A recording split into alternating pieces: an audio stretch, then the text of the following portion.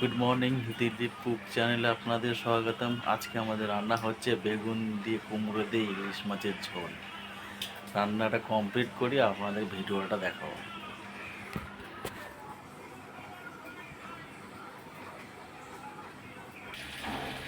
নুন দিলাম, হলুদ দিলাম, এগুলো মাখিয়ে নিয়ে বেগুন আর কুমড়োটা ভেজে তুলে নেব। হলুদ দিলাম, নুন দিলাম, পাশে আছে মাছের তেল আর কাঁংসা, এগুলো ভাজবো লঙ্কা দিয়ে। গরম গরম ভাতে খেতে খুব ভালো লাগবে। কড়াইটা গরম হয়ে গেছে, সরষের তেল দিলাম। তেলটা গরম হয়ে গেছে, বেগুনটা ছেড়ে দিলাম।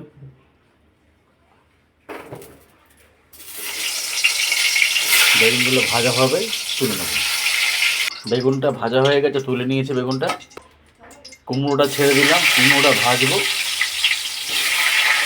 কুমড়োটা ভাজা হয়ে গেছে, কুমড়োটা তুলে নিলাম।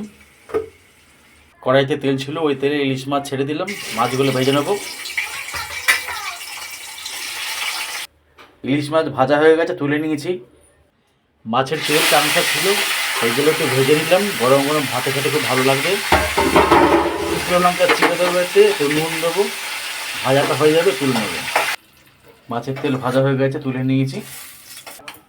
তেল ভাজা ছিল, ওই তেলের মধ্যে কালো জিরে ফোড়ন দিলাম। তেলের মধ্যে কুমড়োগুলো ছেড়ে দেওয়া হলো। একেবারে কুমড়ো আর বেগুন ছেড়ে দিয়েছি। কষানো হয়ে গেছে, জল দিলাম, নুন দিলাম, হলুদ দিলাম। কুমড়োটা সিদ্ধ হয়ে গেছে, এবার মাছগুলো ছেড়ে দিলাম। একটু ঝোলটা ফুটলে পরে নামিয়ে নেব।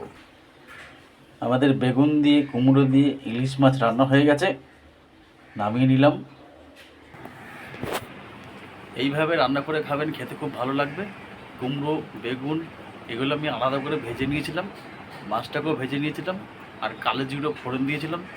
তেলের মধ্যে কাঁচা লঙ্কা চিড়ে দিয়েছি, নুন হলুদ স্বাদ অনুযায়ী দিয়েছিলাম আমি নুনটাকে। এইভাবে রান্না করবেন, খুব ভালো লাগে। আর মাছের যে কাঁংসা তেল ছিল, এগুলো কাঁচা লঙ্কা দিয়ে আলাদা করে ভেজেছি।